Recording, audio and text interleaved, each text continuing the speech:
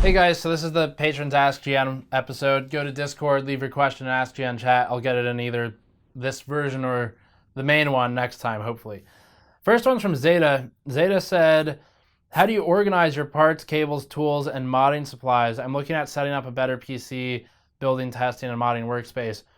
This is something I've gotten really into lately. So we talked in I think the last behind the scenes video, I talked about how we were going to put this shelf up and how the wall to my right over here will probably be a pegboard with tools on it. That's definitely going to be that now. We finalized that.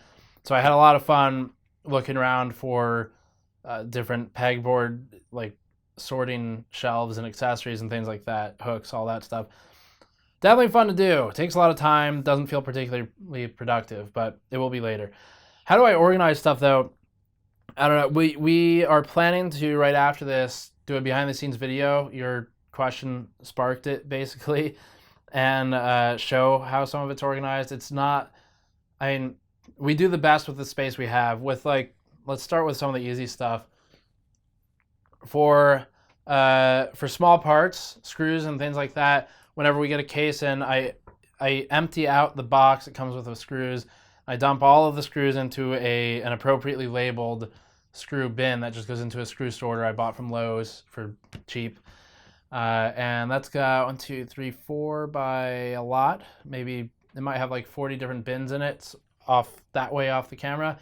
And then it's got some larger ones too that we put things like CPU mounting brackets in, CLC brackets, and thermal pads, thermal paste, liquid metal, thermal adhesive, small thermal camera, radiator screws, all that stuff. It's in its own tray. And then things like zip ties as well. So anything that needs to be accessed somewhat regularly is off that direction off camera where it's relatively accessible and is close to the door of the room so we can just walk in and grab it. And I just label all the bins.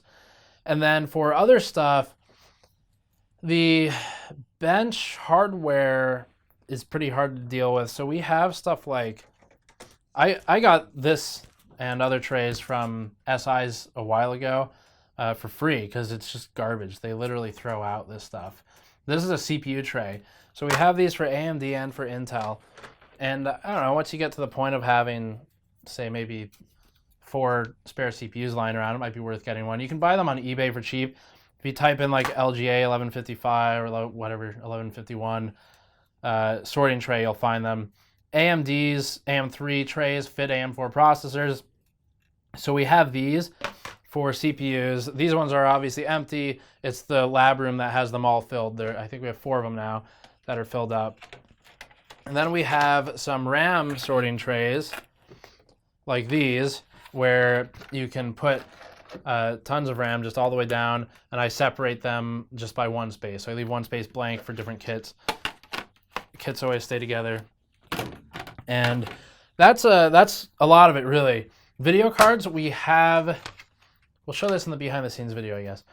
We have these PCB holding bins or trays that I got from EVGA. What I did was I contacted all the companies. I said, hey, you make this product, GPUs. How do you store it? You guys have to have it figured out by now. And then they tell me how they store it. And I say, okay, do you have any garbage containers that are filled with just things that you don't, stuff you've decided you don't want to keep anymore? They often do, and they'll send it to me. And it's just them packing a cardboard box full of what they perceive to be trash and sending it to me to be my treasure. So that's how I do it. You can buy those online too, though. You just need to buy PCB, I forget what it's called, just like PCB tray or something. You should find a bunch of them. But yeah, small parts. I spend the money on the screw trays. I'm looking down here because I have 12 blue bins we just got in that are from Uline. They're way too expensive, but I use those for small parts storage for like fittings, water cooling parts, stuff like that. We keep kind of like paper towels, shop towel, liquid stuff up there. And then this is just what's going to be seen on camera. It's kind of functional, tools and everything. But then the lower shelf is things that need to be reviewed, stuff like that. So basically, I buy a lot of bins, and then I put stuff in them. Answers your question. We'll do a behind-the-scenes video on it, though. Next one, zappedrepair says, I just built me a ITX rig, and I bought an MSI Armor 1080 Ti. I'm using the Cooler Master Elite 130 case with a 120 AIO for the 8700K. Took the CD-ROM cage out, don't need many hard drives. My real question is, will the G12 Kraken GPU cooler and a Corsair 120 radiator cool this very hot piece of shit of a GPU? Thanks, Frank. Well, Frank, we did a video exactly on that. So, and an article. So we covered, if you can go find it, our MSI 1080 Ti Armor review, there's an article as well, talked about that, where it's actually a really good PCB that you have. So even though you call it a POS of a GPU, the PCB is good. It's a Gaming X PCB. It's one of the cheapest that you can buy that's still high quality, but the cooler sucks. It's absolute garbage. It's basically a 1070 cooler. So what we did was we took a Kraken G12, and it's the first and last time I worked with it for a few reasons. We took that, we put a 120, I think, radiator on it, and it worked great. It was actually really good. It was one of the coolest GPUs that we've self-cooled because I used a fat radiator. So yeah, absolutely, that would work. No problem at all. The G12 is a bit of a pain to work with. I wasn't very happy with it. It has some upsides, like it doesn't look like complete garbage, but also if you're okay with a card looking like garbage, you can remove the heatsink and fan, buy an EVGA CLC instead, and just mount that because the spacing's already correct. So you can mount that to the board. The downside is it doesn't cool directly the VRM components, but if you've got some airflow over it from a side panel fan or a really strong front panel fan, you'll be fine. If you don't, then yeah, buy the Kraken G12 or zip tie a fan to it, I guess. That'd work too. Either way.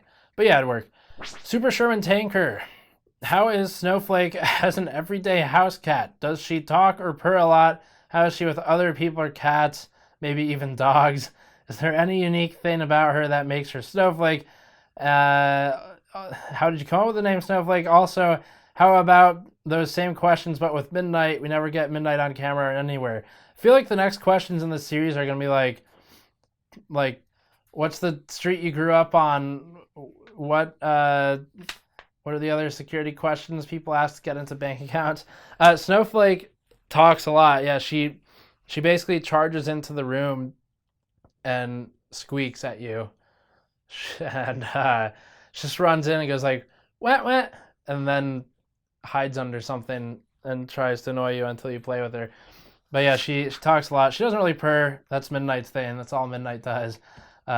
Midnight hangs out and is more chill, and Snowflake is a terrorizer and needs to constantly be destroying things or hitting bottle caps or whatever, zip ties, stuff like that.